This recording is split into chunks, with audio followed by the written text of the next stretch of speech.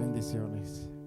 Gloria a Dios, gloria a Dios. ¿De quién es la batalla, hermanos? Amén. ¿Y cuántas ha perdido Él? Bendecidos somos de tener un Dios todopoderoso. Y gloria a Dios que creemos en Él. Qué bueno, le damos una bienvenida a cada uno de ustedes, muy cordial. Dios me los bendiga. Estamos muy gozosos de haber llegado a la casa del Señor. No hay mejor lugar que estar en la casa del Señor. Y esta mañana, hermanos, Dios nos levantó con un gran milagro. Nos abrió los ojos para contemplar sus maravillas. Y además añade el amor y la misericordia cada mañana. Qué bueno es Dios. Un Dios fiel. Aleluya, gloria a Dios.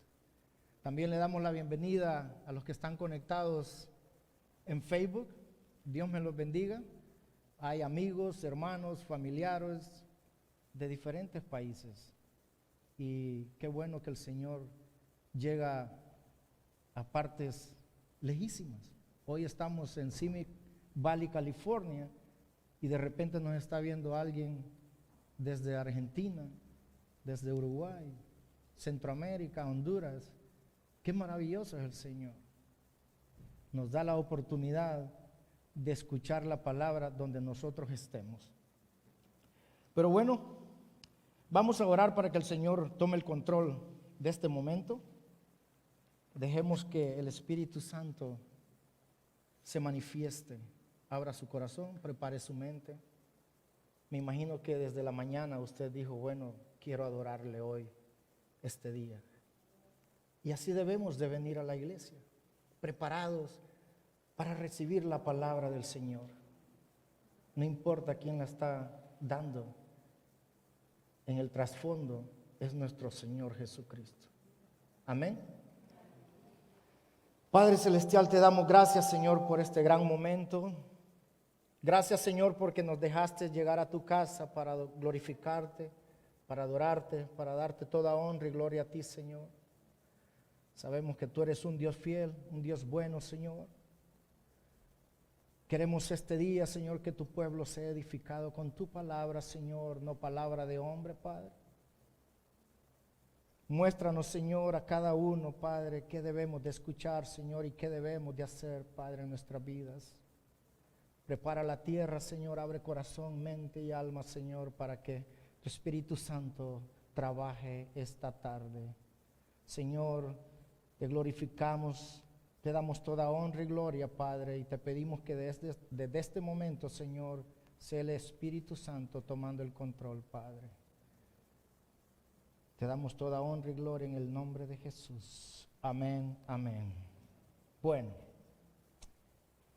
qué bueno que Dios nos ha traído aquí esta tarde para escuchar palabra. El tema de hoy, hermanos, es un tema que todos lo conocemos y todos nos hemos sentido así, y hoy esta tarde nos vamos a identificar todos, porque todos hemos pasado por esos momentos. Y sin lugar a duda, todavía estamos pasando por esos momentos, algunos. Pero Dios es poderoso, y así como dice la alabanza, que la batalla es de Él. Hoy, el tema de hoy se llama la culpa. Hermanos, ya no tenemos que sentir culpa. Hoy la culpa que usted siente, Jesús la pagó en la cruz. Amén. Gloria a Dios. Bueno, vamos a comenzar. El versículo principal que hemos tomado para este tema es Colosenses, capítulo 2, versículo 13 y 14. Ahí está en la pantalla. Por favor, le recomendamos abrir la Biblia para que podamos leer todos juntos. Amén. Gloria a Dios. Capítulo 2, versículo 13 y 14.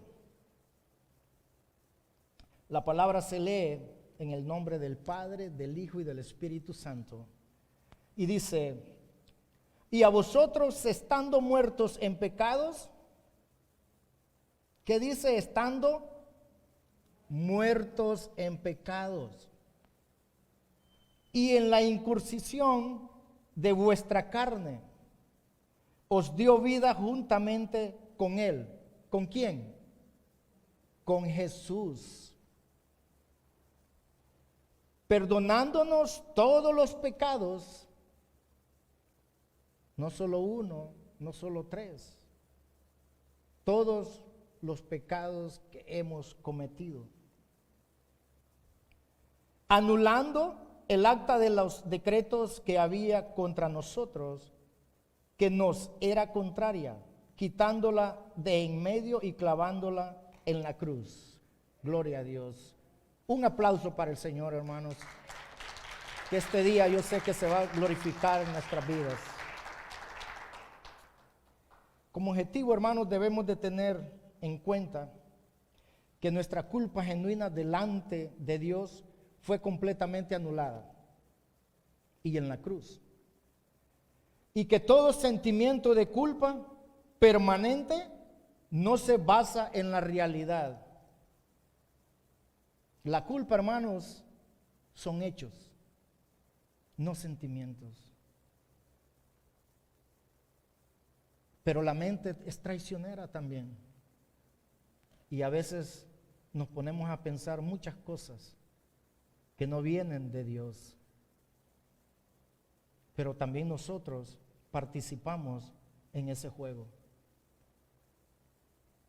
Hoy vamos a darnos cuenta que muchos de nosotros estamos equivocados, aún siendo cristianos, aún caminando por este caminar con Jesucristo, valga la redundancia, 20, 10 años, 15 años, no sé. Pero hemos estado equivocados tantos años. Y absolutamente saldada por la muerte de Cristo. No queda nada de culpa, hermanos. Cristo pagó todo lo que usted debía. Para que podamos presentarnos con confianza delante de Dios, que es puro y santo. A veces cometemos el error de que nos sentimos culpables y dejamos de creerle a Dios. Dejamos de caminar. Dejamos de venir a la iglesia. Nos sentimos destrozados. Pero Dios no es así. Dios lo ama. Pero Él detesta el pecado. Pero Él te ama a ti. Entonces quiere decir que nuestra mente nos está jugando un papel fuerte. Pero sabemos que la culpa de hoy en adelante son hechos reales. ¿Y qué es eso? Bueno, quiere decir de que usted lo va a ver. Quiere decir que usted lo va a palpar. Simple y sencillamente, como les voy a poner un ejemplo, violar la ley de tráfico. Usted tiene licencia, le hacen un ticket, usted mira el ticket, no es cuento. Y si usted no lo paga, va a tener problemas. Eso es culpa. Quiere decir que usted puede analizar la situación en que usted está viviendo. ¿Es culpa genuina o es culpa ficticia, de sentimientos, de su mente? Vamos a introducir un poco al tema, que esto te puede sorprender que muy poca gente entienda que el pecado de un hombre, Adán, hizo a muchos culpables. El concepto de que éramos culpables aún antes de haber pecado será nuevo para algunas personas.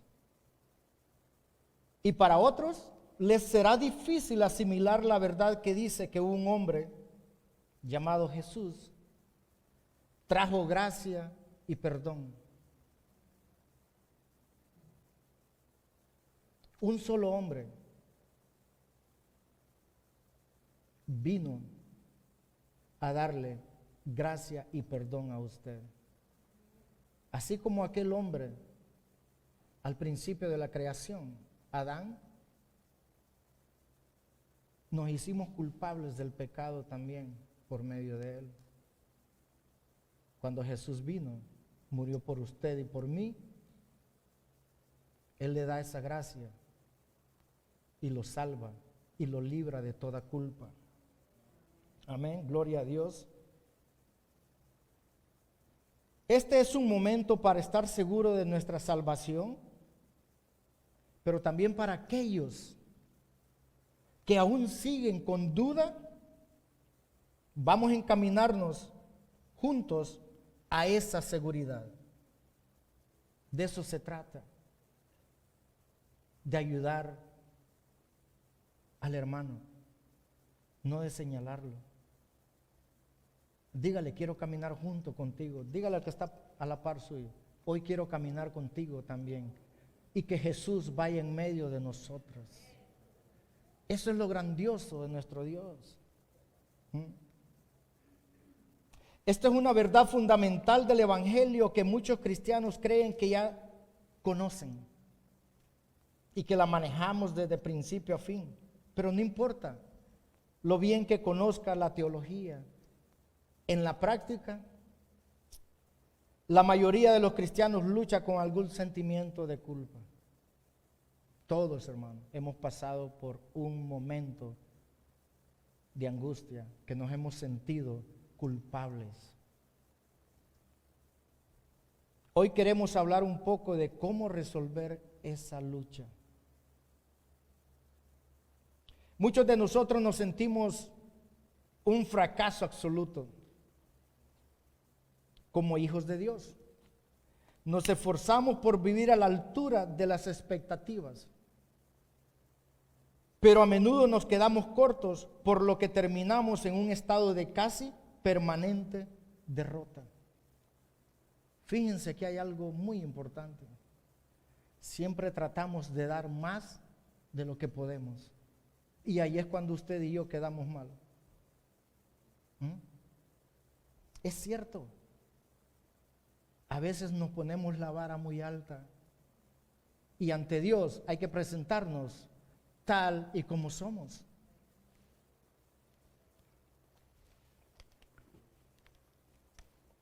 Y gloria a Dios que Él nos acepta tal y como es usted, tal y como yo soy. Nos resulta imposible sentirnos bien a menos que funcionemos perfectamente, lo cual, por lógica, no lo vamos a lograr. ¿Quién es perfecto? Solo hay uno. Les voy a contar algo personal, algo que viví y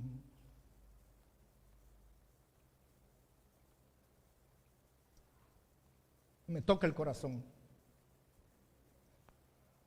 Cuando tenía como 25 años,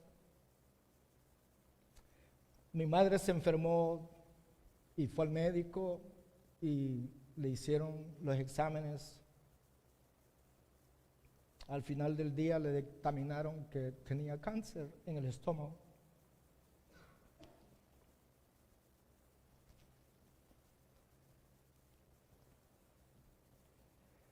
Por razones que a veces no entendemos, no aceptamos la voluntad de Dios. Y según yo, hablaba con Dios. No era cristiano, lógico. No estaba, no había llegado a los caminos del Señor. Perdónenme, hermanos, pero es algo que todavía lo siento. En 1993 sucedió eso.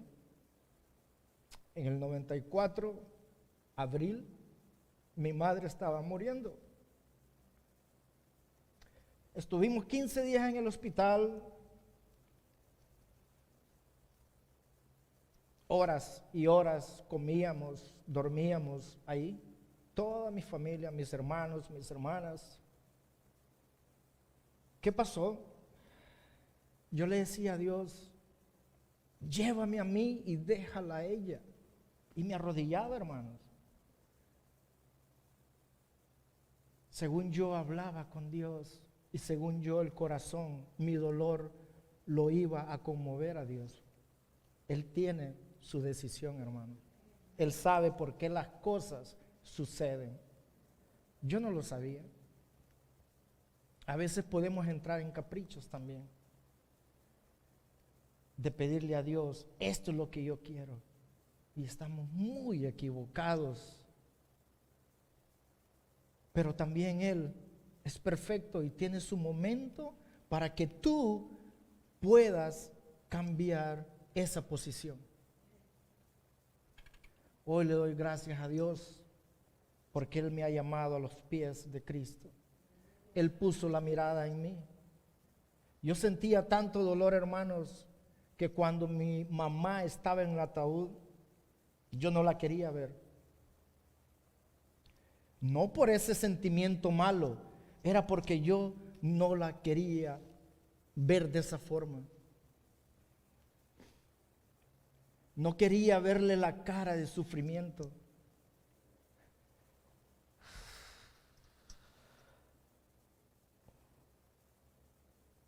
Mis hermanas me decían, ve a verla, ella no está sufriendo.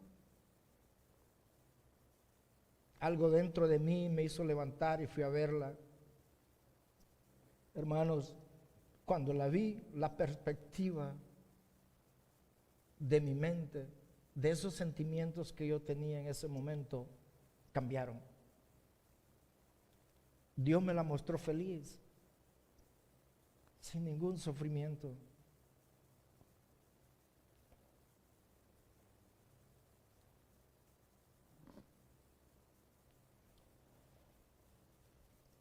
Quiero decirles que por lo general siempre llevamos cosas que pensamos que somos culpables. Si te sientes así con respecto a la culpa, no estás solo. Acuérdate que Dios está contigo y también la iglesia, también tus hermanos. Y tenemos que aprender a ser un solo cuerpo.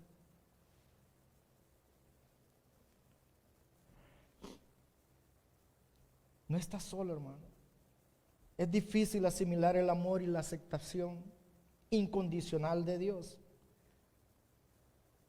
¿Qué sucede cuando tú, hijo, tienes un padre consentido? Dicen en mi país, retosamos del gusto. ¿Ah? Hacemos lo que nos da la gana. ¿Por qué? Porque tenemos un padre consentidor. ¿Ah?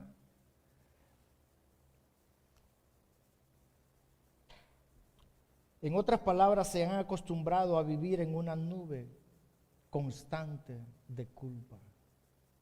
Día a día nosotros caminamos culpándonos por una u otra razón.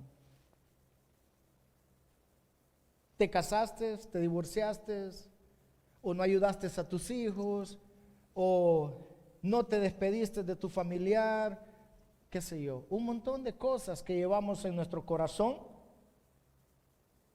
y nos volvemos culpables. El problema con una vida llena de culpabilidad es que puedes acabar convirtiéndote en el hermano menor o en el hermano mayor. Ustedes saben a quién me estoy refiriendo, y es al hijo pródigo. Lucas capítulo 15, del 11 al 32. Lucas capítulo 15. Ustedes saben esta historia, la hemos escuchado muchas veces. Casualmente, el pastor el domingo pasado también habló de eso.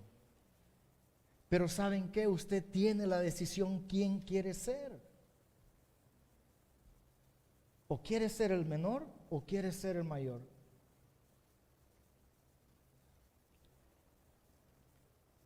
terminamos con una vida disipada, sin sabores, o te esfuerzas cada vez más intentando superarla, cuando en realidad podrías descansar en el amor incondicional de Dios y luego ser motivado para ese amor para servir, porque a final de cuentas hemos sido llamados a servir al prójimo. Ese es el objetivo de Dios. Primero, adorarle con todo nuestro corazón, con todas nuestras fuerzas, con toda nuestra alma. Y luego, hermano, ame a su prójimo.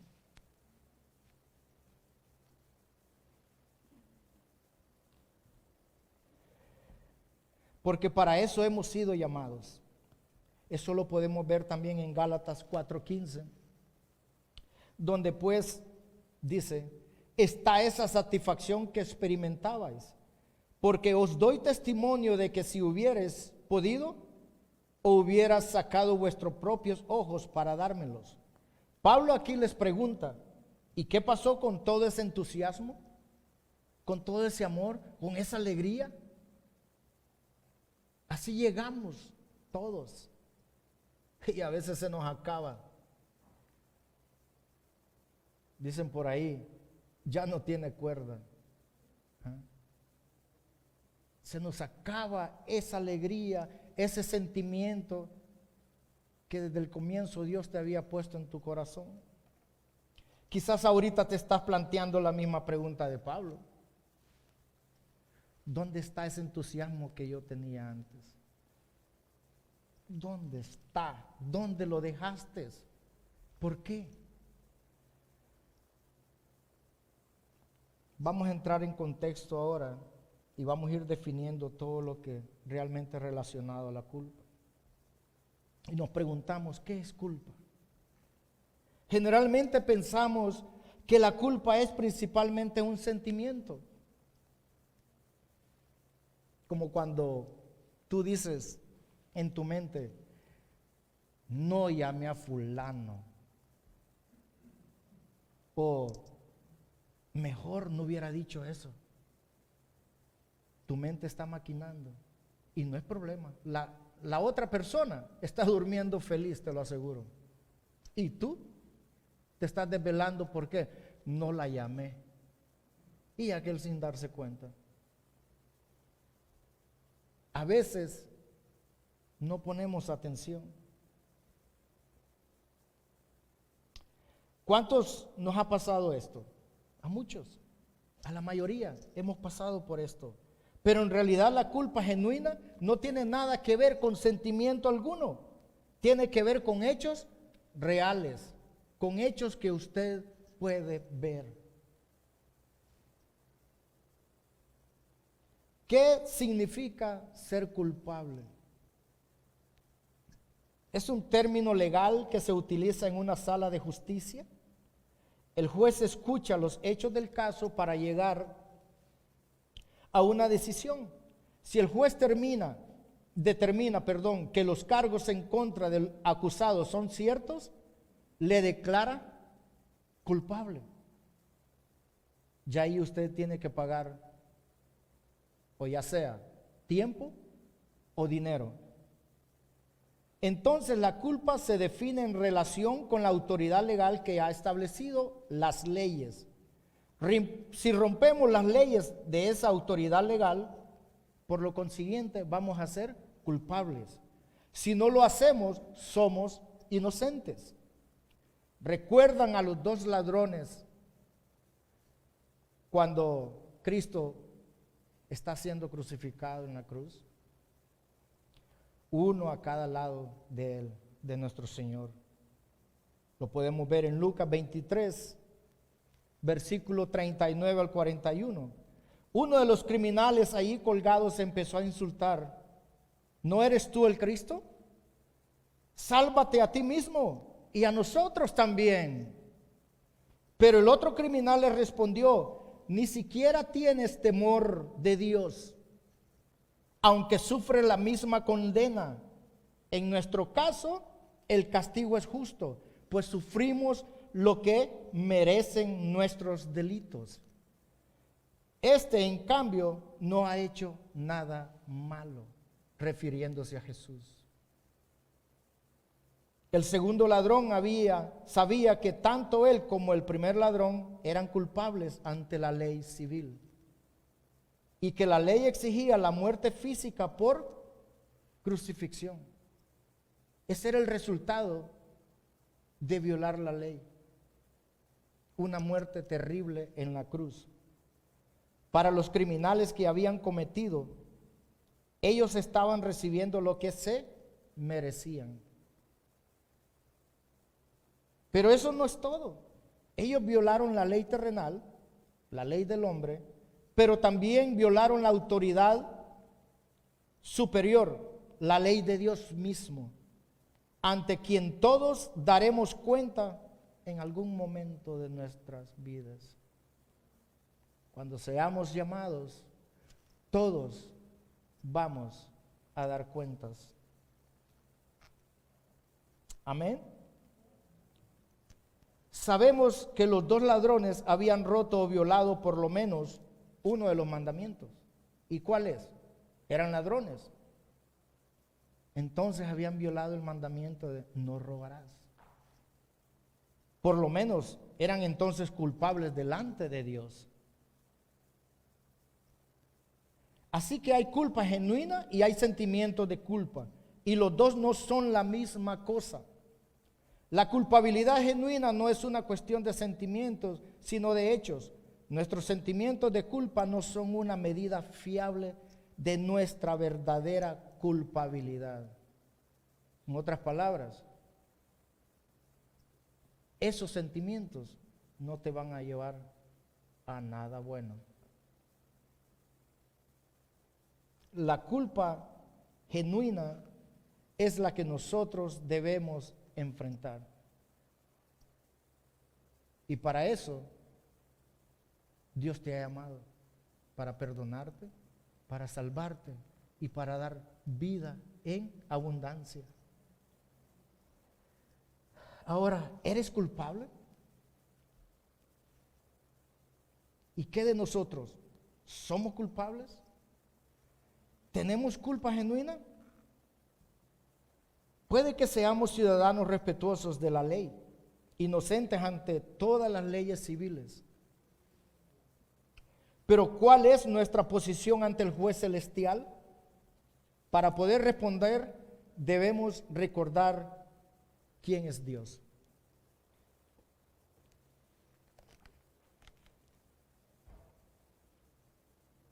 No se puede apreciar la gracia de Dios sin antes comprender la santidad de Él mismo.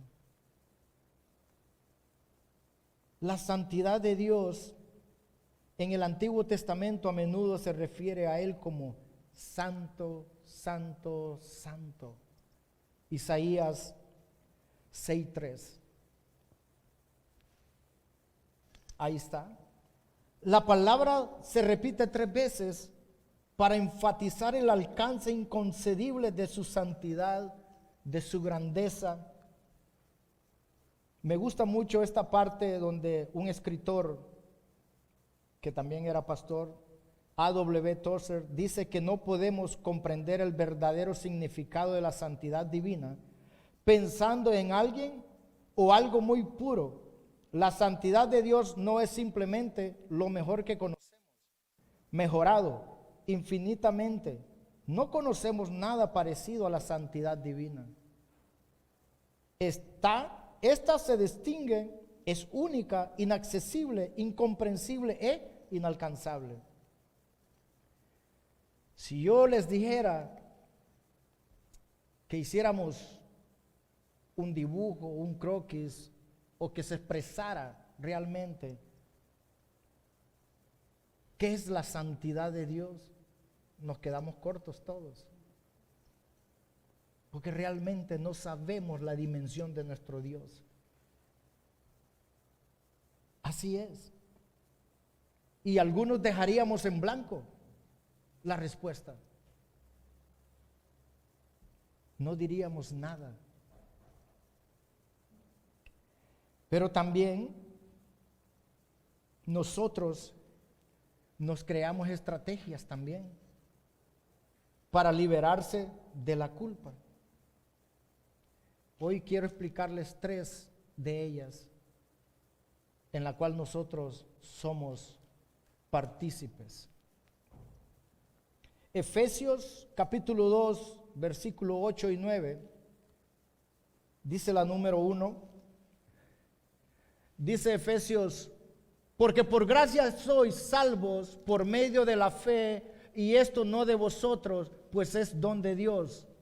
El 9 dice: no por obras, para que nadie se gloríe. Aleluya. Número 1, justificación por buenas obras. Probablemente la estrategia más popular es inventar justificarse ante Dios mediante buenas obras. Yo soy bueno, yo voy aquí, yo voy allá, yo me saco la cartera y le doy y esto. Bueno, somos y hacemos todo queriéndonos justificar ante Dios. Tratamos de sentirnos bien con lo que hacemos. Estamos en realidad intentando demostrar nuestra inocencia ante Dios, ya sea voluntariamente o involuntariamente. Y lo hacemos. También siempre decimos: oh, yo voy a la iglesia y estoy fielmente allí, dando dinero, ayudando a los pobres, dando de comer a los hambrientos y cosas así por el estilo, que puedo mencionar una lista grandísima. Ahora, todas estas buenas obras que la Biblia llama obras de la ley son buenas, no son malas. No son malas. Pero, ¿acaso cargas un lado la balanza de nuestra vida con buenas obras para superar la parte del pecado? Lo siento, Dios no trabaja así. Ya lo vimos, Efesios. Y dice el 9, no por obras para que nadie se gloríe. Imagínense que nos hubiera dado luz verde Dios en esa parte. Y por obras para que todos, no hombre, entraríamos como pavo real por esa puerta. ¿Saben qué es pavo real, no? ¿Saben cuando estira sus plumas y cómo se ve? Hermoso. Dios nos conoce. Dios conoce tu corazón. Quizás muchos de nosotros solíamos pensar que Dios tiene una gran balanza y en un lado pone nuestros pecados y en el otro nuestras buenas obras.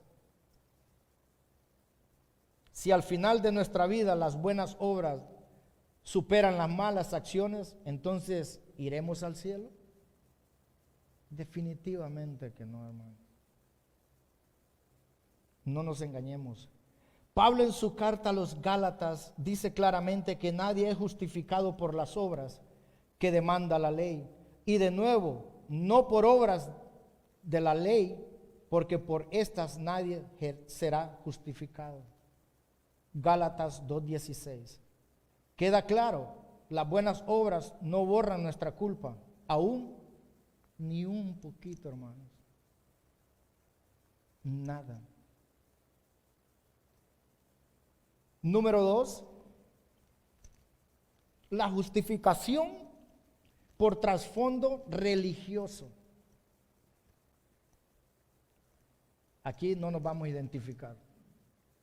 No padecemos de eso. Otra estrategia que no funciona es intentar justificar ante Dios por tu trasfondo religioso, pensando que Dios te aceptara o te aceptará por la formación religiosa que recibiste.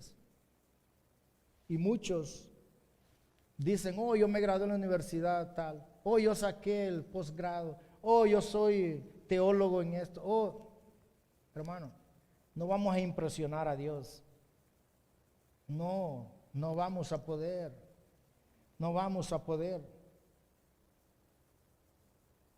Por la formación religiosa que recibimos, por las actividades que realizas en tu iglesia.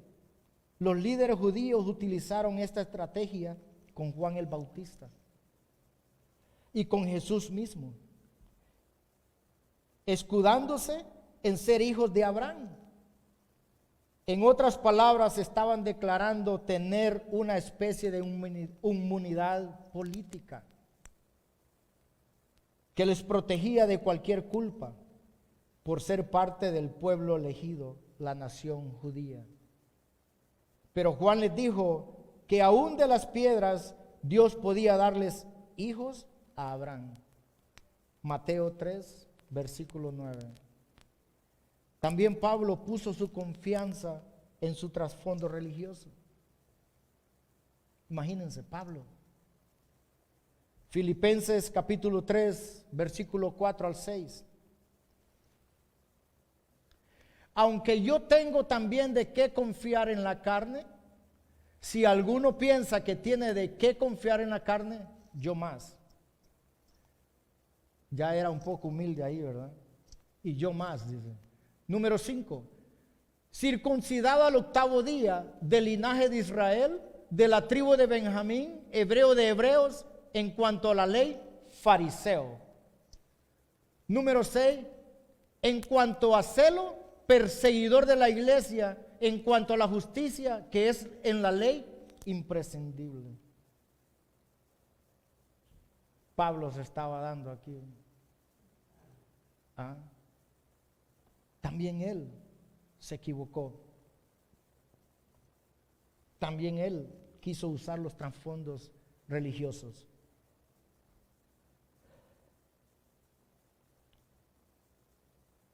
Número 3.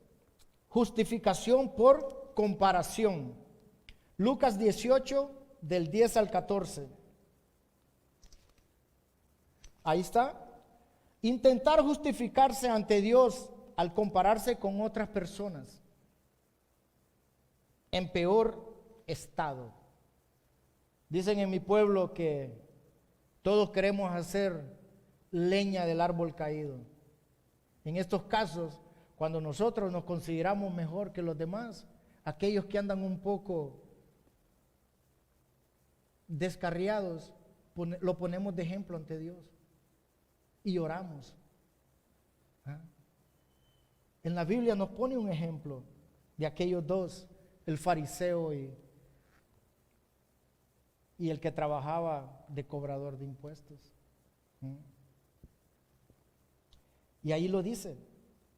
Esto se manifiesta en pensamientos como, bueno, al menos no hago nada, yo soy mejor que fulano, no peco como sutano, y así nos sentimos mejores. Y ahí la llevamos, pensando así. Entonces, si todas nuestras buenas obras no quitan nuestra culpa, y si toda actividad religiosa no elimina nuestra culpa, y si a Dios no le impresiona que seamos mejores que fulano o mengano, ¿cómo podremos liberarnos de esta culpa mortal? Bueno, les tengo una gran noticia. El remedio lo tiene nuestro Dios. ¿Dónde vamos a ir? A Jesús. ¿En quién vamos a depositar nuestros problemas? En Jesús. El remedio de Dios para la culpa. Puede que te sea difícil asimilar el concepto de que un solo hombre nos haya hecho culpable. A todos. No hay uno que no sea culpable. Pero por gracia y gracias a Dios, lo contrario también es cierto. Lo podemos ver en Romanos 5:17. Pues si por la transgresión de uno solo reinó la muerte, mucho más reinarán en vida por uno solo, Jesucristo. Los que reciben la abundancia de la gracia y del don de la justicia. Gloria a Dios. Qué nombre tan poderoso. Jesucristo. ¿Ah? ¿Cómo que es la muerte de Jesús en la cruz puede salvar el certificado de deuda y resolver nuestra culpa? En Colosenses capítulo 2, versículos 13 y 14, lo podemos ver. Y a vosotros, estando muertos en pecados y en la incircuncisión de vuestra carne, os dio vida juntamente con él, perdonándonos todos los pecados, anulando el acta de los decretos que había contra nosotros, que nos era contraria, quitándola de en medio y clavándola ahí en la cruz. Y gloria a Dios, gloria a Dios. Gloria a Dios, a nuestro Señor Jesucristo, que nos quitó de en medio esa acta en la cual nosotros llevábamos y que era contraria, no favorecía a nadie, a nadie. Generalmente un criminal romano tenía que pagar su propia deuda cumpliendo un tiempo en la cárcel. Sin embargo, técnicamente era posible, porque se podía encontrar a alguien que tomara su lugar en la celda y cumpliese el tiempo requerido en su nombre, en el nombre del preso. El preso salía y entraba otro en reemplazo, como sustituto. Eso es lo que realmente Jesús ha hecho potencialmente para toda persona, para ti, para mí. Su sacrificio basta para equilibrar la balanza de todos los pecados, porque Él es Dios cuya santidad supera toda imaginación. Cuando Él nos crió y nos dio libre albedrío, sabía que inevitablemente llegaría el momento de entregar su vida. Por pura gracia, justo antes de morir, Jesús pronunció un sonoro grito de victoria. Eso está en Mateo 27, versículo 50, que generalmente se traduce como consumado es. Y en Juan 19:30, la palabra que Jesús exclamó es exactamente la misma palabra que el juez romano escribía sobre el certificado de deuda del criminal liberado. Le ponía la estampa y decía: cancelado, estás libre. Hoy Dios, Jesús, te ha dado esa libertad por medio de Él. El sacrificio que hizo en la cruz, hermanos, es algo grande que no lo podemos minimizar. En conclusión, y con esto terminamos, hermanos. Así que, ¿cuántos de nuestros pecados han sido perdonados según el pasaje de Colosenses? Todos. No hay ninguno que quede por ahí, hermanos. Dice la palabra que todos fueron perdonados. Entonces, ¿cuánta culpa tenemos todavía por nuestros pecados? Ninguna. Ninguna. Absolutamente nada. Solo el sacrificio del Hijo de Dios es capaz de compensar el peso de la culpa de nuestros pecados. Gloria a Dios, aleluya. Pongámonos de pie, hermanos. Vamos a orar para que el Señor nos fortalezca, para que el Señor nos traiga a la cruz y seamos obedientes, y que desde hoy, esa culpa sea arraigada en nuestra mente, sea quitada, sea llevada por Jesús. Amén. Despedimos a los hermanos que están conectados. Dios me los bendiga y esperamos que esta palabra les haya sido de mucha bendición. Gloria a Dios, les queremos mucho. Amén, amén.